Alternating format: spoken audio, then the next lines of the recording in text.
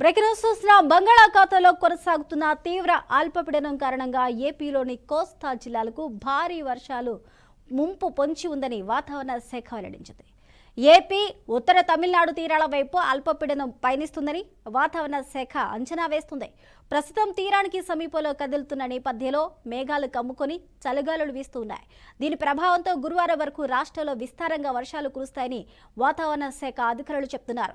ఇక ఈ రోజు విశాఖ, అనకాపల్లి, కాకినాడ, గుంటూరు, బాపట్ల, తూర్పుగోదావరి, పశ్చిమ గోదావరి, శ్రీకాకుళం, విజయనగరం, అల్లూరి సీతారామరాజు, పార్వతీపురం, మన్యం, పల్నాడు, ప్రకాశం, శ్రీ పొట్టి శ్రీరాములు, నెల్లూరు, అదేవిధంగా డాక్టర్ బిఆర్ అంబేద్కర్, కోనసీమ, కృష్ణా, ఎన్టీఆర్ జిల్లాలో ఒక మోస్తరు నుంచి భారీ వర్షాలు కురుస్తాయని వాతావరణ శాఖ తెలిపింది. అలాగే బుధవారం నాడు శ్రీ పొట్టి శ్రీరాములు, నెల్లూరు, తిరుపతి, పల్నాడు, బాపట్ల, ప్రకాశం జిల్లాల్లో ఒక మోస్తరు నుంచి భారీ వర్షాలు కురుస్తాయని పేర్కొంది. సముద్రంలో గరిష్టంగా గంటకు 55 కిలోమీటర్ల వేగంతో గాలులు వీస్తున్నందున బుధవారం వరకు మత్స్యకారులు వేటకు వెళ్లొద్దని వాతావరణ శాఖ కేంద్రం హెచ్చరించింది.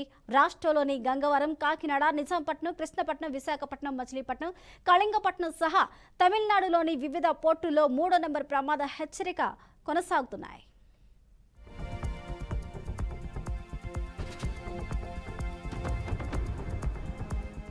ఇదే అంశానికి సంబంధించి పూర్తి అప్డేట్స్ మా ప్రతినిధి శ్రీనివాస్ అందిస్తారు. శ్రీనివాస్, స్వప్న, ఏదైతే బంగాళాఖాతంలో ఏర్పడిన అల్పపీడనం కాస్త తీవ్ర అల్పపీడనంగా రూపాంతరం చెందింది. ఇది బలహీనపడి వెళ్ళిపోద్దా, లేదంటే తుఫానుగా కూడా మారే అవకాశం ఉందా, లేదా వాయుగుండంగా మారే అవకాశం ఉందా అని కూడా ఇంకా తెలియాల్సిన పరిస్థితి అయితే ఉంది. అయితే ప్రస్తుతం అయితే మాత్రం ఈ తీవ్ర అల్పపీడనం కారణంగా కూడా పూర్తిగా ఉత్తర తమిళనాడు వైపు ఈ అల్పపీడనం పయనిస్తుంది. కాబట్టి ప్రస్తుతం ఏపీలో కూడా కొన్ని జిల్లాల్లో పూర్తిగా విస్తారంగా వర్షాలు పడతాయని వాతావరణ శాఖ అయితే తెలిపింది.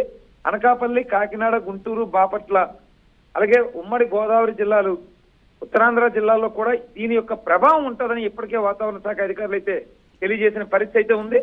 పలు పోర్టులకు కూడా ప్రమాద హెచ్చరిక జారీ చేసిన పరిస్థితి అయితే ఉంది. 55 కిలోమీటర్ల వేగంతో గాలులు వీస్తున్నందున ప్రజలంతా కూడా అప్రమత్తంగా ఉండాలి. మత్స్యకారులు ఎవరు వేటకు వెళ్ళరాదు. సముద్ర తీర ప్రాంతంలో ఉండేవాళ్ళు కొంచెం భద్రతగా, బాధ్యతగా ఉండాల్సిన అవసరం ఎంతైనా ఉందని కూడా వాతావరణ శాఖ వారు అయితే తెలియజేసిన పరిస్థితి అయితే ఉంది. ఈ నేపథ్యంలో మనం చూసుకుంటే రాష్ట్ర వ్యాప్తంగా ఈదురు గాలులు అయితే వేస్తా ఉన్నాయి. ఈ చలిగాలుల నేపథ్యంలో ప్రజలంతా కూడా తీవ్ర ఇబ్బందులు పడుతున్న పరిస్థితి. ఉదయం 10 గంటల వరకు కూడా ఆ చలిగాలుల నేపథ్యంలో బయటకు కూడా వెళ్ళలేని పరిస్థితి. వాహనదారులు కూడా తీవ్ర ఇబ్బందులు పడుతున్న పరిస్థితి అయితే ఉంది.